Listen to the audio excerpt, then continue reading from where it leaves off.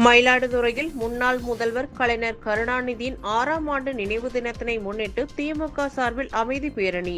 பேருந்து நிலையம் பகுதியில் கலைஞரின் உருவப்படத்திற்கு மலர் வளையம் வைத்து நினைவு அஞ்சலி செலுத்தினர். திமுகவின் நிறுவனரும் முன்னாள் முதல்வருமான கலைஞரின் 6ஆம் ஆண்டு நினைவு தினம் இன்று அனுசரிக்கப்படுகிறது.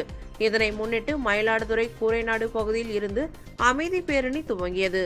திமுக மாவட்ட செயலாளரும் எம்எல்ஏவுமான நிவேதா முருகன் தலைமையில் ஏராளமான நிர்வாகிகள் முக்கிய வீதிகள் வழியாக ஊர்வலமாக பழைய பேருந்து நிலையம் வந்தடைந்தனர். பின்னர் அலங்கரித்து வைக்கப்பட்டிருந்த கலைஞரின் திருவுருவ படத்திற்கு மலர் தூவி மாலை அணிவித்து அஞ்சலி செலுத்தினர். மேலும் மெழுகுவர்த்தி ஏந்தி மூத்த நிர்வாகிகள் பலர் பங்கேற்று நினைவு தினமாக அனுசரிக்கப்பட்டது.